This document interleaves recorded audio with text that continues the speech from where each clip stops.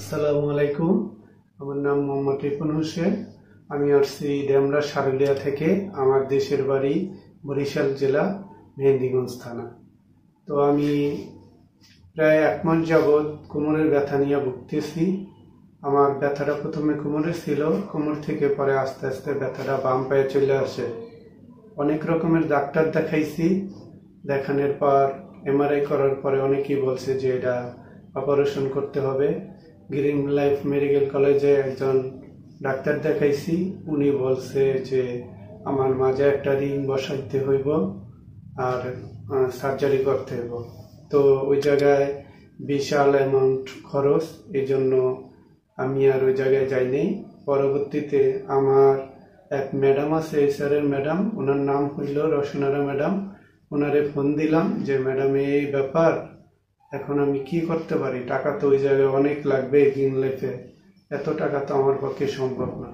তখন ম্যাডামে আমারে বলল যে আপনি তো অনেক জায়গায় ডাক্তার দেখাইলেন, আমি একজন ডাক্তারের ঠিকানা দিই, ওনার 1000 টাকা দিজে, দরকার হলে আপনি মনে করবেন যে আপনার 1000 টাকা আপনি নষ্ট করলেন, তারপরও একবার ওনার কাছে যেয়ে দেখতে পারেন।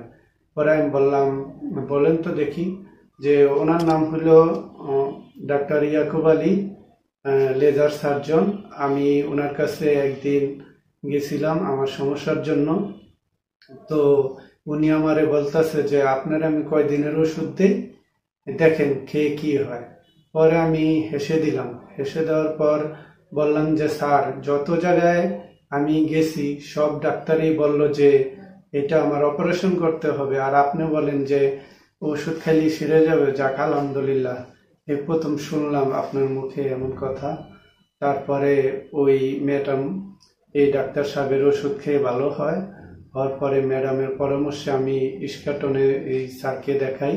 দেখানোর পরে 2 দিন পরে স্যারে আমারে বলে যে সোমবারে আপনি সকাল 10টার দিকে ভর্তি হন, আমি আপনার অপারেশন করব। পরে 10টার দিকে আসতে পারি নাই, 12টা বাজছে, এসে ভর্তি হয়েছি। আমার প্রায় 2টা-2:30টার দিকে লেজার সার্জারি হয়। আমাদের যে স্যার মোহাম্মদ ইয়াকুব আলী, ওনার ব্যবহার খুবই ভালো।